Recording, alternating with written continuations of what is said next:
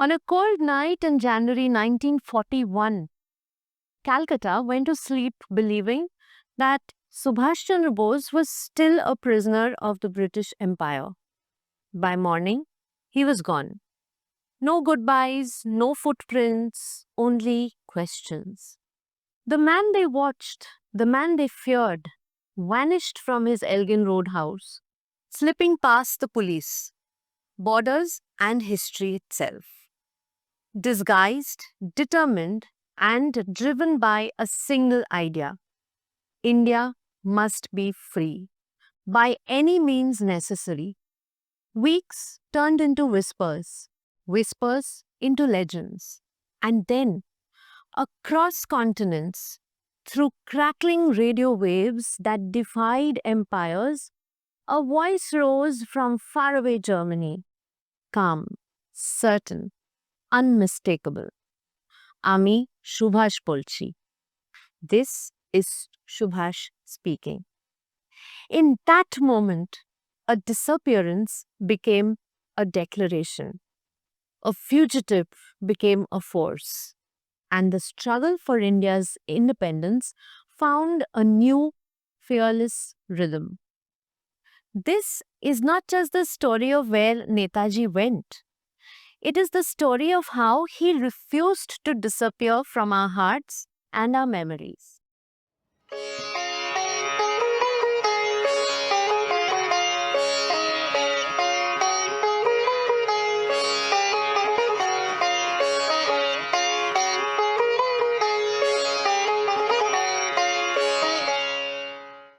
In our first episode of Samvāda, we have with us Dr. Gaurav Gadgil, historian and director, Somaya School of Civilization Studies.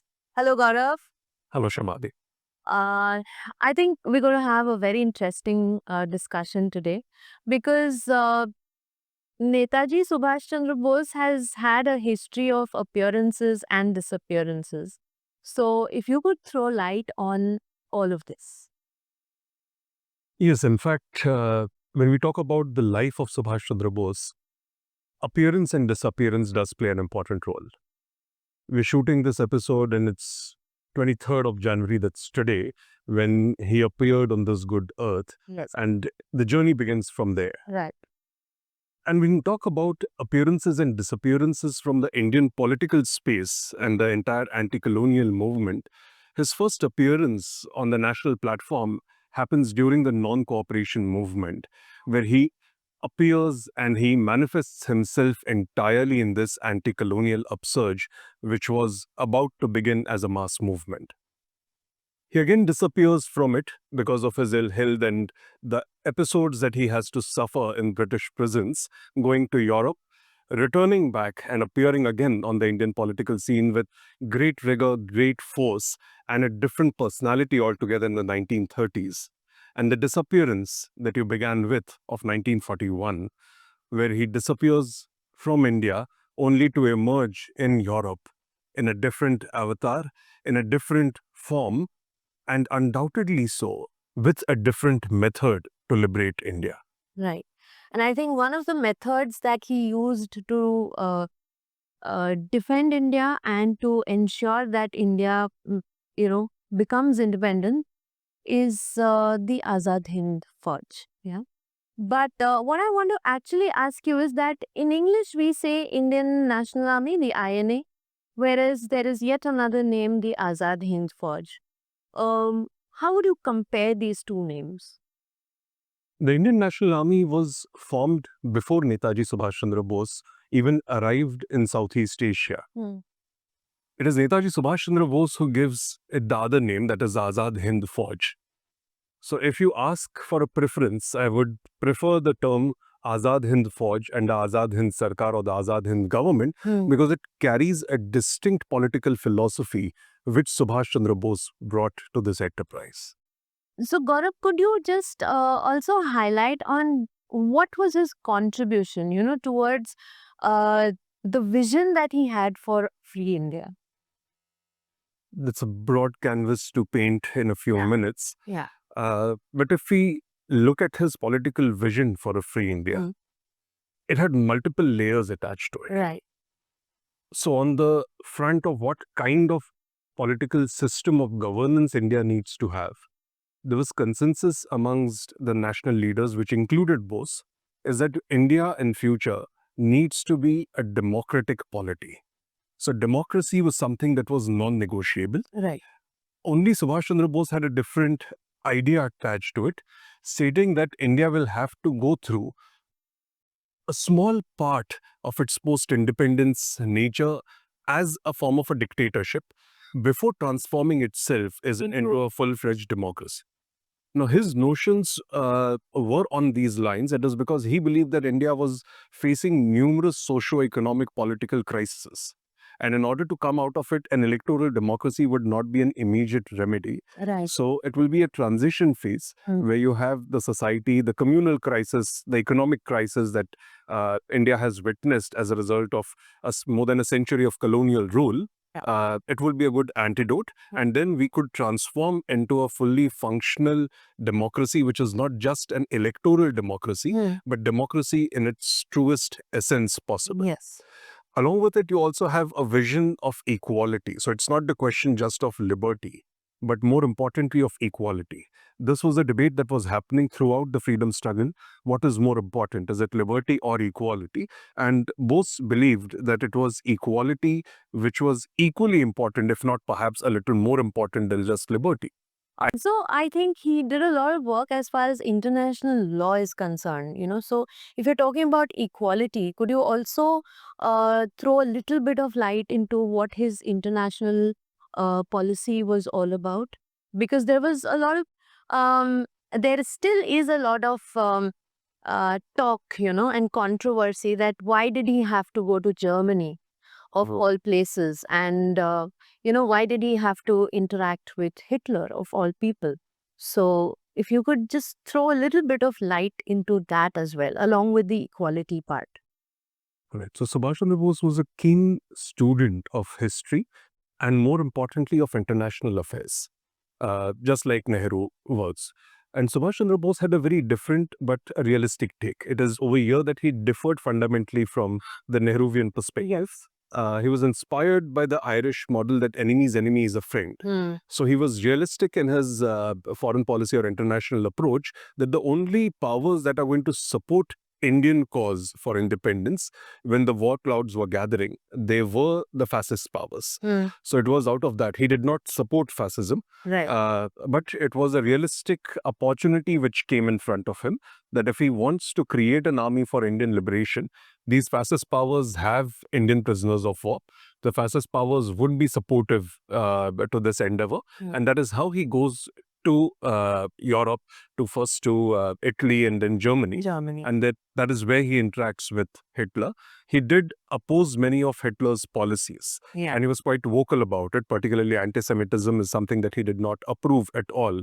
The racial superiority idea is again something that he had problems with. But he was a pragmatist, believing that it was only Germany and its allies which would be of support. And that is how eventually he comes to Southeast Asia to continue that campaign. And again, when we talk about international law, because that was something that you touched upon. So when he forms a provisional government of Free India, the official name of which was Arzi Hukumat-e Azad Hind. He ensures that you have the recognition to this government, which comes from different countries, and there were different countries which did approve and did accept Azad Hind government as a legitimate government. He understood that there are four basic principles of international law on which a nation state is established. The idea of a state comes in. A population, a territory, sovereignty, and government. So he had three: a population in Southeast Asia believing in the Azad Hind government. He did have a government which was established, which was the Azad Hind Sarkar. You do have sovereignty, which was guaranteed by the Japanese. But the fourth element, that is territory, was missing, which comes in the form of the Andaman and Nicobar Islands, which he renames as the Shahid and Swaraj Islands. And with that, the idea of a nation state got complete. On that ground, you have later on the defense, which could be put up in the Red Fort trials from the INA Defense Council, that it was not a case of a court-martial of these soldiers, but these were to be treated as prisoners of war as per international law. Yes. I was just reading recently that there have been a lot of women who've played a very important role in the Azad Hind Fauj. Yeah. I think one of the aspects that we really need to talk about is the fact that he believed in empowerment. So I've heard about or I've read about this spy. Um, and in fact, she is supposed to be India's first woman spy called Neera Arya. And I heard that she was, taken by the British and she was um, captivated for a long time, and she was constantly being questioned to the effect that they maimed her, but she refused to even state the policies of Subhash Chandra Bose. And we were talking about empowerment. So, if you can throw light on all the facets of empowerment that Netaji actually believed in and he also implemented. Right. I'll just correct on one element. There is the first women spy. Actually, has a backstory. It goes back to 1857, where you have women members around Lucknow who acted as spies and transferred that information to the sepoys and to the other rebels against the colonial empire. But on the question of empowerment and women empowerment in particular perspective, it was a tremendous achievement of Subhash Chandra Bose to create a Rani of Jhansi regiment, Right. an entire women-only regiment inspired obviously by the legendary character of Rani Lakshmibai of Jhansi. Now, what is interesting over here is that the Indian National Army, the entire enterprise of Azad Hind, was under the support of the Japanese Empire.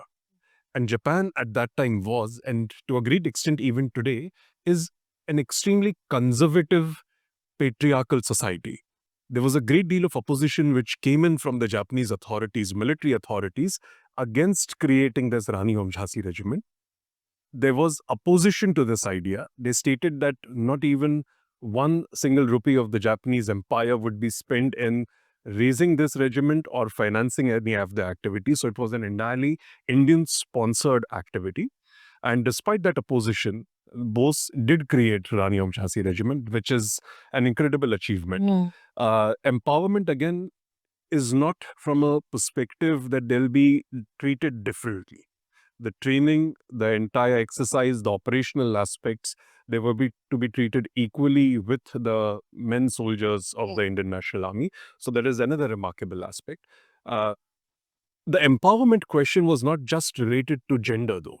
You also have the empowerment of what were to be considered as the non-martial races. Right. So the British Empire had come with this idea in the second half of the 19th century, stating that there were certain races in India which had martial qualities and some did not. The Bengalis were also excluded from that. And Bose had tried to question that idea since his earlier political career, which he continues to engage with as an idea and as a method of opposition in 1940s. And you have a lot of plantation laborers from different parts of South India who had migrated to Southeast Asia under the British Empire, who were enrolled, who were trained. And there were a lot of frictions which came between North Indian soldiers who were the prisoners of war recruited into the Azad Hind Fauj and the plantation laborers who got enrolled into the Azad Hind Fauj on the clarion call that was given by Bose. And he ensured that there would be equality irrespective of the language, the caste, the gender that an individual came from. So equality again, from all these perspectives and empowerment, it did not matter what religion or language you came from. It is what is the purpose, and the purpose was simple. It was to liberate India and to create an inclusive India. Gaurav, very, very effectively, he said, "तुम मुझे खून दो, मैं तुम्हें आज़ादी दूंगा." Right? Here comes a difference between two gigantic personalities as far as our Indian national movement is concerned. One person who believed in non-violent methods, and the other person who said that we have to shed blood if we have to gain our freedom. So, what do you think about this a difference as far as trying to gain independence for the country is concerned. So this is a topic which interests many people. Yes. The rift between Gandhi and Bose, the ideological differences and methodological differences between Gandhi and Bose. Now, one has to remember that the political career of Bose from 1920 till about 1941, till he escapes from India to lead the other form of struggles, he believed in non-violent principles. It is not that Bose did not believe that ahimsa will liberate India, but he was of the opinion that ahimsa alone will not be successful, that there has to be an armed struggle for India's liberation as well. So the center stage, the main platform is to be non-violence, but a supportive stand has to be given through the revolutionary activities from within. And if it is not possible from within, then an armed struggle from outside involving Indian emigre classes and Indians outside to liberate India. And that is where you have his differences with Gandhi that emerge. On the question of India's armed struggle for independence as a method, he believed that this was a good opportunity for India, considering that the world was at war. The British Empire was at its most difficult stages. And I think very vulnerable stage. And it was vulnerable. And this was a perfect opportunity to strike back at the empire, to liberate India. That is why he went there. He was actually demanding a penultimate revolutionary non-violent movement to start in India to maximize the trouble of the British Empire, to which Gandhi was delaying. That movement eventually starts in 1942, called as the Quit India movement, when Subhash Chandra Bose was not in India. And in a historic broadcast, he praised Gandhi for starting this movement. He gave his best wishes to the people of India, because this was a movement that he was longing for. And it was in that broadcast that he called Gandhi as the father of the nation. He was the first leader to call him as the father of the nation. And on the other hand, it was Gandhiji who actually the first time said that he's Netaji, right? No, Netaji is a name that Subhash Chandra Bose catches when he is in Germany. So Gandhi called him the prince amongst the patriots. So this is a mutual respect and admiration that even though there were some differences in methodological approaches to independence, what means should be used, but the idea of mutual respect stayed on. So one calling the other father of the nation, and as you said, you have Gandhi calling Bose as a prince among patriots, because he did not doubt the sincerity of Bose when it came to the betterment of India and of the Indians. Right. Gaurav, very often I keep wondering why people say that Netaji is the forgotten hero. Because as far as West Bengal is concerned, 23rd January, the date of his birth, is a holiday. And people actually celebrate Netaji. But why is he called the forgotten hero? I think it has a lot to do with the present than about the past. I remember this was a reading in our master's years. A book written by E.H. Carr a century back called What is History, wherein you have a wonderful statement that he writes that history is an unending dialogue between the present and the past. Because many a times it is the ideas of the present, the politics of the present, through which we view the past. In a post-independence India, it is not that Bose was a forgotten hero. Bose was remembered, but the kind of dominance which other narratives had in the official textbooks or in the popular narrations, it so happened that he did not have the same space as the other leaders would have.